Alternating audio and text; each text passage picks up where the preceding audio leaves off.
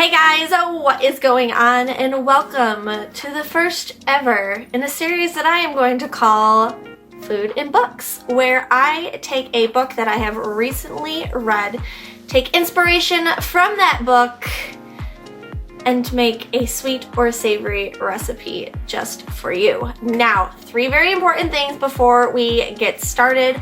In every food and book video, I will have linked 3 very important links down below. The first one is going to be an Amazon link to where you can find the book so you can read it yourself.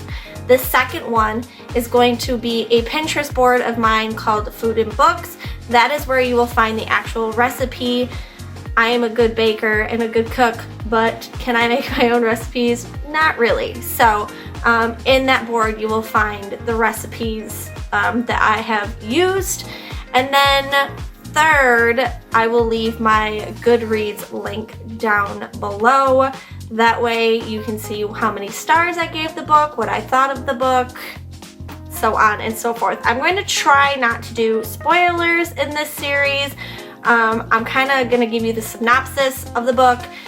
I'm going to tell you what page I got the inspiration from, and then we'll get into the cooking section. So if you couldn't tell already, the first video in this series is Hocus Pocus. I love Hocus Pocus. I even wore my Hocus Pocus shirt for you today. But what we are here for is the actual sequel part. So in the book, you'll find the original story, but then a sequel. So in this sequel, we follow Poppy Dennison, who is the daughter of Max and Allison Dennison, who we know from the first movie. The original movie, the first part of this book. If you have not seen Hocus Pocus, please, immediately stop what you're doing, go watch Hocus Pocus, and come back to me, please. So, we follow Poppy Dennison, and she has, for her whole life, heard the story about how her parents and her Aunt Danny had defeated the Sanderson sisters. So she hears all these stories, she doesn't believe it, she believes it's just a bunch of hocus pocus. Well, things quickly change because the witches are back, and now she has to use the same wit and smarts that her parents and her aunt used way back when to defeat the Sanderson sisters again. I was nervous about reading this book, mainly because Hocus Pocus is my favorite. I've had it sitting for 2 years, and I read the first part, and then I didn't read the second part for a year. But I'm glad I did, because I found in the second part you still get that same wit and energy and humor that the original movie had, but because it's set now in, I think, 2018, things are changing. When the movie was made, we didn't have cell phones, right? So there's that added quality to it, and there's this really cool banter with the witches now seeing all these new technologies like the cell phone. I thought it was really funny. Little bit of spoiler. I know I said I wasn't going to say spoiler alert. The ending of this book, it kind of leads there's going to be, pardon that noise, if you could hear that, that's the snowplow. We're getting a snowstorm right now. But the ending kind of leads you to believe that there's going to be another part to this. It leaves kind of in a cliffhanger. You'll see my whole review of it on Goodreads. Again, that's linked down below. It's the only thing I was not certain about. I don't know if I like it or not. But, I mean, read it for yourself. Let me know once you've read it what you thought of the ending too, and if you think, me, where yeah, they should have stopped at this and not gone on any further, or you're yeah, bring on more Hocus Pocus. So that is the book for this month. I'm going to read you guys where I got this kind of inspiration from for this recipe. on page 359, Sarah, you know her, come little children, I'll take you away. I'm not gonna bore you with my singing. So because we have the cell phone technology, Sarah uses that cell phone technology to sing to this. And there's a section in here that says, I've never tasted words before, but these words taste like buttercream frosting. So I marked that down, and then there's another section where it says, I could dive in and swim through its warm, slow waves of dark chocolate and cinnamon. I think I will. So when I read that, I was like, I can take those two things and I'm going to make a dark chocolate cupcake with a cinnamon buttercream and a cinnamon chocolate drizzle. So that is your recipe for this book. So as you can see, sometimes it's just little words and I combine them together and I'm like, oh yeah, let's do this. So I went on Pinterest, find me a dark chocolate cupcake, find me a buttercream. Here we go. For this recipe, it took me 2 days. The first day I attempted to do it, I totally forgot an ingredient. Like I took those muffins or those cupcakes out of the oven and you could have killed somebody. So to start off with, I will show you the first part that I did. So you're gonna add all of your dry ingredients. Again, the Pinterest post will be down below. You're gonna add all of your dry ingredients in one bowl. And it's at this point, I forgot to add baking powder and baking soda. Don't forget those things, okay? Once you have all your dry ingredients, you're then going to take your wet ingredients. You're gonna mix that into a separate bowl. This is for your dark chocolate cupcake section. You're gonna mix all your wet ingredients together, okay? You're gonna pour your wet ingredients into the dry ingredients, mixing very well, incorporating it. And then the second part, the third part actually you want to do is you're going to use a 8-ounce thing of coffee. I brewed mine fresh. I just stuck it in the refrigerator to cool it down. You want to make sure it's cool. That way you're not scrambling the eggs in there. So put in your put in your cooled coffee. That is really kind of the secret ingredient. I find that the coffee and the buttermilk are like, it's really going to make this this flavor pop. Also chocolate and coffee, it's a great combination. Highly suggest it. Once you have that done and you have it in your cupcake liners, it is time to pop it in the oven. Now hopefully you have remembered your baking soda and your baking powder, unlike me, and these will turn out great and not potential weapons, because they were so hard they could have been potential weapons. So now what you'll see is me redoing the whole thing the next day, as you can see, in a different outfit. Same process. You're gonna do your dry ingredients, you're gonna incorporate your wet ingredients, you're gonna put in your coffee, pop it in the oven. Hopefully then your cupcakes will look just like this.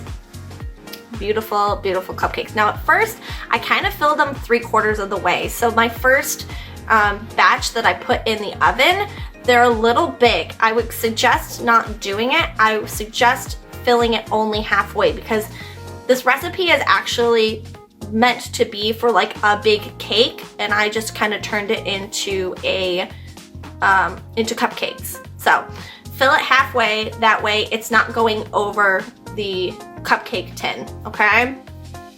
After that, we have our buttercream. Again, hopefully you have a stand mixer or you have a hand mixer. I did not. Apparently I threw mine away and I mixed everything by hand. So you're gonna take your butter. I used a vegan butter, and for my milk I used a oat milk. I am lactose intolerant. I let the buttermilk slide because there's no real I don't know, substitution for buttermilk in the actual cupcake.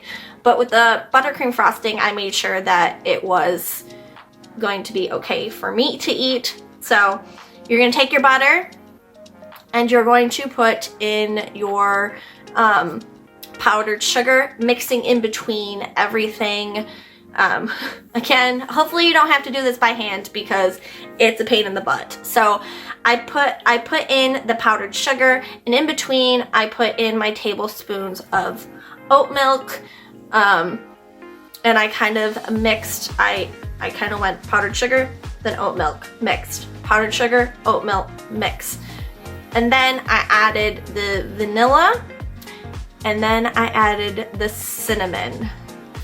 With that, I took my buttercream and I put it in a bag.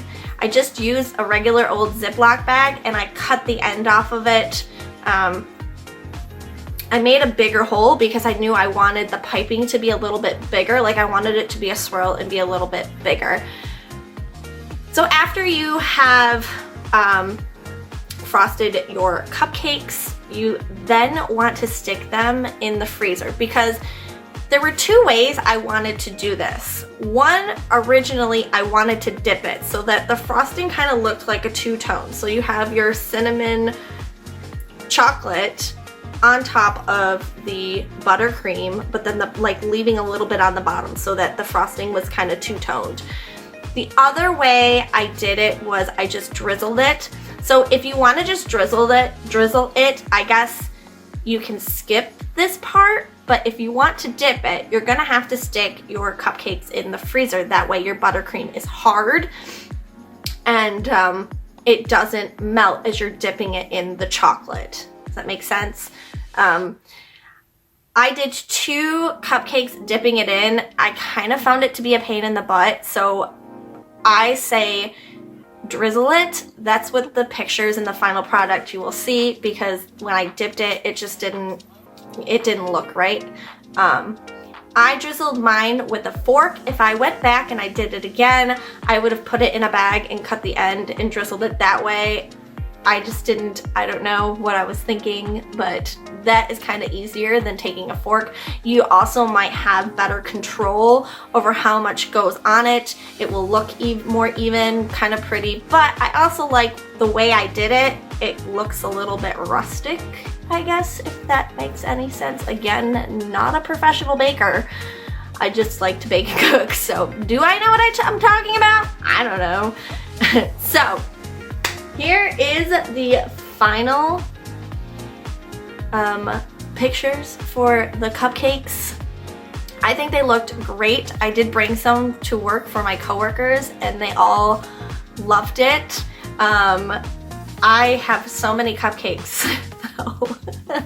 This recipe makes a lot of cupcakes, so beware. I hope you have coworkers or family you can feed them to. But they are delicious. It is exactly how I thought it would be, minus, the two-toned part, but the drizzle works out great. And yeah, I hope you guys try this recipe. I hope you guys read this book. Let me know in the comments down below if you have read this, what you thought of the ending, if you liked the ending or not. Also, give me some inspirations or some book ideas of books that you would like to see being turned into a food and book video.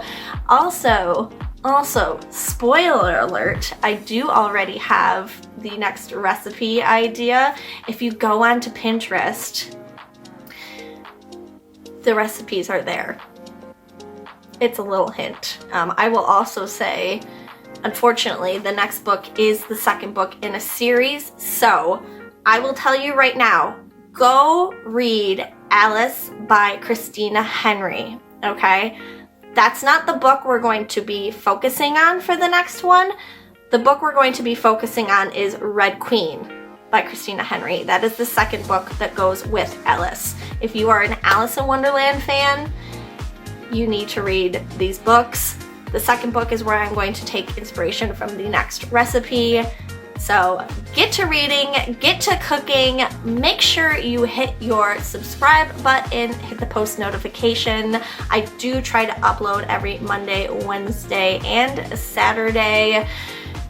Let me know what you guys thought. I hope you guys will enjoy the series as much as I am having fun coming up with these ideas. Let me know what you're reading, and I will see you guys real soon in my next video.